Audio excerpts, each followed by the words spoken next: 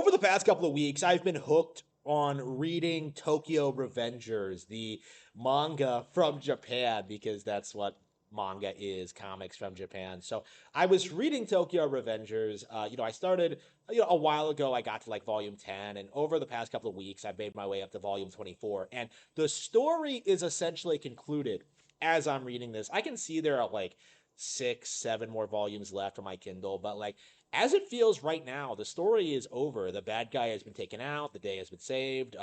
The protagonists have gotten basically everything they wanted. Basically, all of the questions have been answered, and now we're kind of at this point where like, oh, what? But wait, there's more. And it just feels wholly unnecessary, like so unnecessary, in fact, that I think I am ready to give my review. And it really is kind of a weird to say this, considering how much I've been reading this over the past couple of weeks, how into it I was. It's probably been like my second favorite thing I've been reading lately, next to Night Circus by Aaron Morgenstern. I've been really enjoying both these projects, and now that the story for Tokyo Revengers is concluding, like now that I'm nearing the end, now that like I got a taste of what this is, I have to say it was the most mid manga I've ever finished. Now, that probably means it's probably average or above average, like, a 6 or a 7 out of 10. Something that generally appeals to my specific taste and interest in spite of being like overwhelmingly mediocre, right? Similar to Call the Night or like some other series I'm reading, right?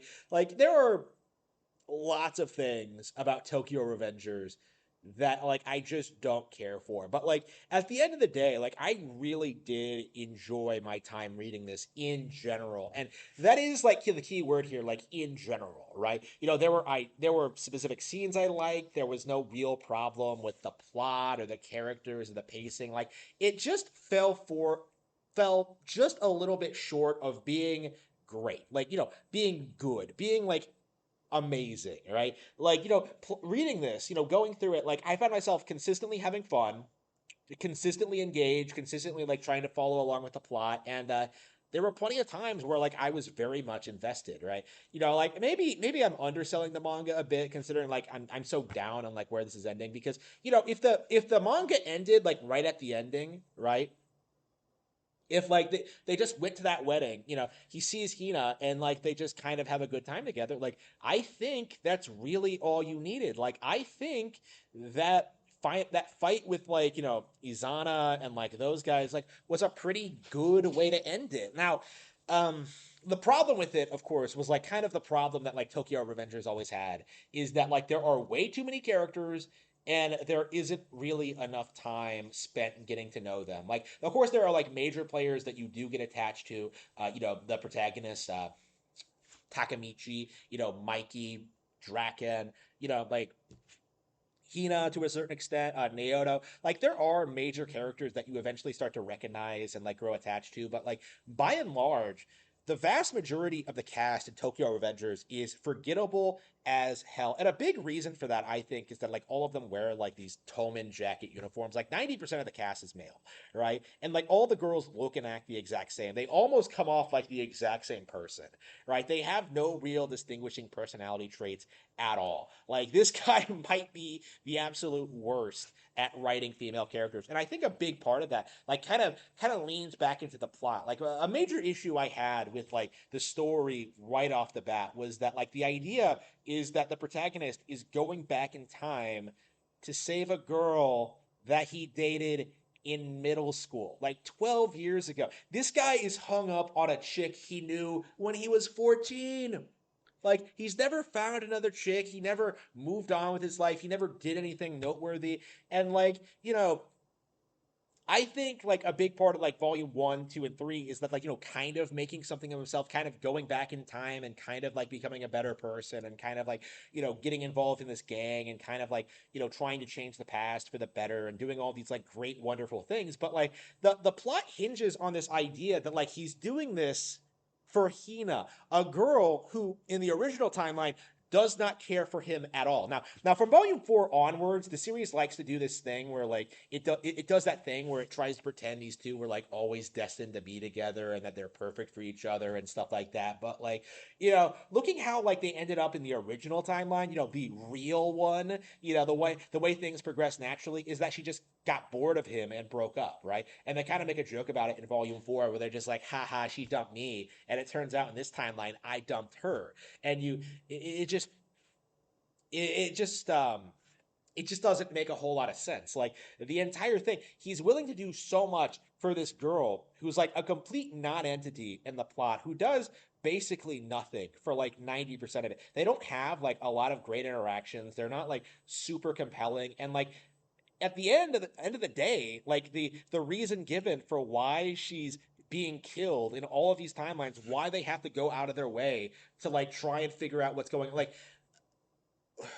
how to save this girl's life. The answer as to why she's being killed is so unbelievably dumb that like I can't help but laughing at it. Like the villain of the entire series, all 24 volumes that like, of the actual overarching plot that the entire series was building up to, right? The main antagonist of that, the past of Tokyo Revengers, the person who like has killed people, who has orchestrated all of this, who has like, manipulated things behind the shadows, who has like gotten several people killed, who like Baji, Emma, like, a couple, more characters that I can't name because they're all so forgettable. Like, you have these characters. You have like, okay, this guy, Kiseki, like, the mastermind, the antagonist of Tokyo Revengers, the one who has like orchestrated like the dominion of the Toman organization across all of Japan, the guy who has become like the most well-known, notorious criminal mastermind in all of Japan. He did it all because he was salty at the fact that he got NTR'd by the protagonist. Like, I really want you to think about it for a second. Like, this guy is such an unbelievable cuck. He lets his like entire life be dictated by the fact that the girl he liked when he was in cram school like eventually got together with another guy. And keep in mind, like she didn't stay with him, by the way. In the original timeline, like Hina broke up with him. And he still ended up killing her because like she didn't agree to marry him. Like even when Takamichi is nowhere to be found, she still said no. And yet he's so unbelievably salty. Like, oh man, I gotta kill. If I can't have this chick, I'm gonna kill her. I'm gonna organize all these guys. I'm gonna go on this quest. I'm gonna revenge Tokyo. I'm gonna get all these gangs together. I'm gonna manipulate Mikey, who has the potential to be the greatest delinquent of all, into becoming like a criminal mastermind. And I'm doing it all because I got NTR'd. It's laughable. It is straight up laughable. And like the series does this weird thing where like it tries to pretend there's a possibility that he might be a time traveler, even though it's obviously bullshit. Like it's so obviously bullshit. I couldn't even believe that Takamichi came up with this theory that like oh man, Kisaki's one step ahead. Like things always go wrong. It's almost like he's coming from the future as well. And like they're kind of building up to this. Like they kind of treat it like it's a serious like theory and stuff like that. It's so laughably dumb. You can't take it seriously. And then you get to the end. Like you beat all the bad guys. You beat like 400 Tenjiku like gang members versus like Toman's 50. Mikey shows up, beats the shit out of Azuna, and like Kisaki is starting to get away, right? And Draken and Takamichi go after him, and like Takamichi, after like 24 volumes of like getting his ass handed to him, like this guy might lose more fights than any other like manga protagonist I've ever seen in my life. Like it might be like I don't 95%. Like I legit don't think this guy has won any fights at all in the entire volume. And like you're watching this and you're just about like, okay, is he gonna actually beat? Because like get his ass kicked like again because this guy has never fought like won a fight in his life and he comes out and does it and it's so satisfying. It's such a really good final confrontation. They're exchanging blows, they're doing this or that, like they're fighting, they're doing all this stuff, and then like Kisaki just explains his motivations, like explains that he gets NTR'd, and he does this thing where like he tries to pretend as if like he actually is from the future, which makes no sense because, like, Takamichi just throws this accusation at him, like, "Oh man, you're a time traveler. You came from the future," and like a normal person would just be like, "What the fuck are you talking about?" But for some reason, like Isaki, like for like 5 minutes, like a couple of panels, like plays along with it, like, yeah, I came from the future, I did this and that, and then like he reveals it's all bullshit, right? Like, ha, he stops in the middle of the road, like he's running away from Takamichi, because like Hina comes up to him and stops like Takamichi from just shooting him, right? He turns around and he's just like, ha ha ha ha, ha. You actually thought I was from the future? How stupid are you? And then like a truck comes around the corner and just like clobbers him. I'm just like, I'm reading this and I'm just like, I legit get the wrong idea. Like I'm reading this and I'm just like, oh man, is this all part of his plan? Is he isekaiing himself? Like, is the plot twist that he is a time traveler, but this actually is his future, and like what's actually happening is that he's isekaiing himself back into the past? Like, you can tell I've been reading too much manga because I was really overthinking this sequence, right? Like, I really had this completely warped idea as to what happened, and like the next panel, it's like, oh, he's dead. Like, he's legit dying. Like, I don't want to die. Like, even after all these people I killed, I don't want to die because like he's such a little bitch, right? Like, you really hate this guy at this moment. It's such a weird, like, satisfying, like, anticlimax in a lot of ways. I hate using the term like anticlimax because like it really was um that makes it sound negative, but like no, this entire bit, like, Kasaki like coming out revealing his motivations, like all of it was so satisfying. It was so good, so well executed, but it's just completely ruined by like, this weird red herring they decided to throw in there, like, oh man, what if Kisaki is a time traveler too? Like, nobody would have believed that, nobody. Like, and it's just so frustrating, right? Like, again, like Kasaki was the mastermind behind the entire thing, right? He was the main antagonist, right, of the first 24 volumes, right? He dies like a bitch, and like you kind of look back and think like, what? When you're reading this, like for the first time, right? When you're reading like through Tokyo Revengers, you're thinking that like, oh yeah, it could be Toman could have like gone bad for any number of reasons, right? They could have done this, they could have gone like, it could have been this guy's fault, like it could have been an influence, and like, you know, it just you actually get to like the root of like the explanation as to like why Toman becomes evil and like what happens is that it was one guy who was salty about being NTR'd, and it's just so laughably stupid, like how he goes about it. Like, it's like this guy kills Mikey's sister to like try and encourage him to become evil, and it's just like, okay, bro, like you really think, okay, like, again, like, again, this kind of goes into like what I was, why I think the series is kind of dumb, really, because Emma. Well, first of all, she exists, like she's presented as a major character, but like, I don't remember anything about her. I probably got her confused with Yuzuha. Like, I've probably like, I completely forgot this character even existed until like it became obvious that she was about to die, right? Like, it's just so ridiculous, and like the entire build up to like this moment, like, the past like what was it, like 16, 17, 18 volumes of this, like they were legit going into this, like, from the very beginning, like, oh, we don't know why Mikey went bad, we don't know why Toman became an organization, we don't know why this happened, and I'm just like, his sister got killed. Like, did not a single person like look at his background and go like, maybe he went off the deep end when his sister died. No, what Naoto comes up with, like, the worst detective in history, Naoto, like he comes up with like some convoluted theory, like, oh, Draken dying is what got like is what got what Mike what is what caused it. Like, and like, that changes fairly early on. Like, Draken lives, right? And that changes the timeline, right? And then like just nothing really changes for the better, and like, again, like Draken's very specific very early on. Oh, it was Kasaki, and like it was Kaseki like the entire time.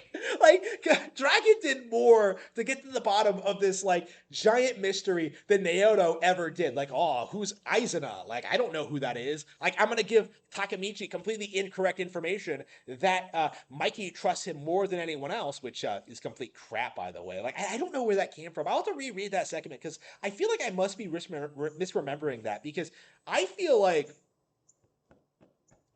when Aizuna is first introduced, right, when they go to the future and they're in that they're in that restaurant talking about it. Like the first time he's brought up is like, oh, Mikey trusts him more than anyone else in the future, and like you're kind of just like, oh, like, what happened? And then you kind of get to the bottom of it, and it's just like he killed. What? Like it doesn't make any sense. Like maybe I'm like completely misremembering it, but like I don't think so. It's just like the future stuff is really really mishandled because the series wants to present itself as a time travel story where like the characters are going back and well the main character is going back to like going back from like a bad future into the past to try and change it, and then he goes back and like sees how things have changed since then. But it really doesn't make a whole lot of sense. Like 90% of the story does take place in the past. Like nothing that happens in the future is really all that relevant at all because all of it just gets retconned every time he goes back and like changes something. Like it's just like it's superfluous and makes no sense. Like I would prefer like the future stuff to be removed entirely and just entirely focus on like making the characters in the past fleshed out and interesting. Like have interesting conversations with Hina. Have Emma be a real character. Have the gang be more fleshed out. Have rival gangs like introduced because like that's a problem with this. Is that like Takamichi like the entire series he's like progressing through the ranks of Tomen. Like first he joins and he like becomes part of Mikey's inner circle. And then he does this and this and this and like all this crazy stuff. But like you have no real sense of like scale. You have no real sense of like what their opposition is. You have no sense of what these delinquents actually do, right? Like hundreds of them like gather in parks and like beat the shit out of each other, but like nobody comes. There's no police. There's no regulation to this stuff. Like until someone dies, like the cops don't show up at all. Like you don't see an adult in this unless like unless like unless someone is killed or on death row or something. Like what are the grown-ups in Japan doing? Do they even exist? Like people over 14 exist in Tokyo Revengers? Like I don't know. Like I wouldn't think that by reading this manga. It's just like yeah, things like that. Like they make the world feel like not all that lived in and just feels kind of hollow. Like, characters pull like crazy weird like origin stories and like powers out of their ass. Like one of the minor characters, like Angry, has like a Super Saiyan mode when he starts to cry, which is like unbelievably dumb. Well, I mean, it was badass, but like they just pulled this out of nowhere. A couple of characters have a gay romance, which comes out of nowhere, and it's just like I honestly wonder if this is how they shove woke stuff into manga. Is just like take stuff like this that like just add in like gay romance to a sequence that really doesn't where it really doesn't belong, right? Like worst part of the manga in my opinion, unbelievably dumb. And like you have like characters that are just superfluous and don't add a whole lot and are just kind of there to like pad out the cast. It just feels like Tokyo Revengers has a lot of missed potential. It really does. It kind of feels like the author could have done a lot more if like he had a more fleshed out idea of what he wanted to do. Because that's kind of the impression I get is that like what exactly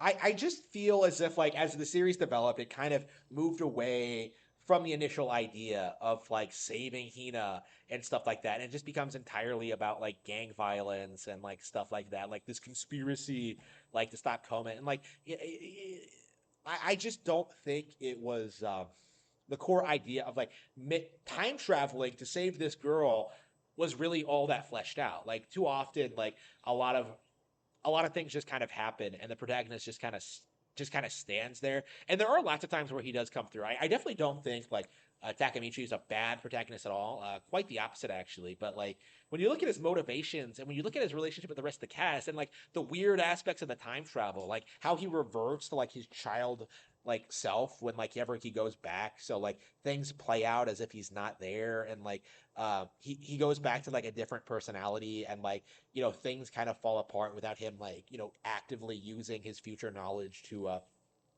change things. And like you just kind of wonder like how exactly does he manage like with his like original personality. Like it just comes off like it wouldn't work. Like the thing, like the person that people love, like the Takamichi that like everyone loves, the one who proves himself to be like the Tokyo Revenger, like the hero of the story, like that's the future one. Like the loser one was the original one was like established to be a loser. So like I just find it strange that like all these guys just, I don't know, like, yeah, we believe you that you came from the future, like out of nowhere, and we'll wait 12 years for you to come back. Like, it's just, I don't know, like, it just feels like not all that well thought out. Like, really, I think that the protagonist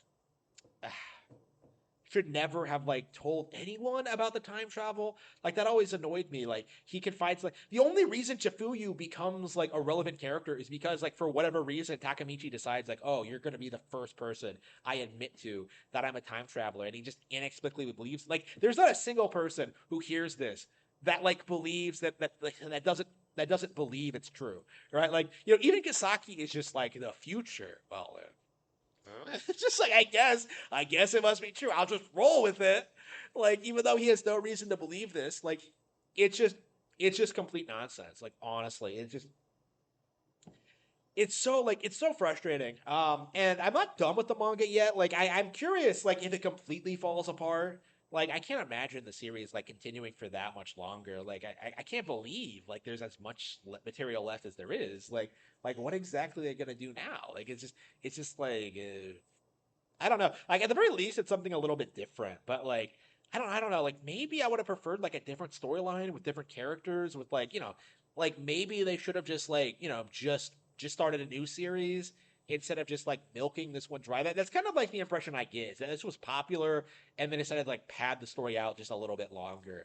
And for the fans or whatever. But like, I find myself like really happy with like the wedding sequence. Like, I think that's really all it needed. It just like but like, yeah, we'll have to see how things develop if like I get turned off by it. And I'm curious, like, how am I gonna feel about the ending if it does suck? And I'm wondering if it's gonna like devalue my opinion of like the manga going up to this point. And I'm not sure it will. I think like I'm perfectly happy like leaving it be where it is and just calling everything else like just kind of, I don't know, tacked on, like unnecessary and stuff like that. Like I'm curious how I'm gonna feel about this. Like when all is said and done. I'm sure I'll make an update video, maybe like if it's something like crazy, but like the way it's looking now, I'm not too gung ho on that idea. Like I don't know. Like we'll see. But like the way things are now, like Tokyo Revengers is just an okay manga. It's not great. It's not bad. It's just kind of okay. And I guess there's nothing wrong with just being okay.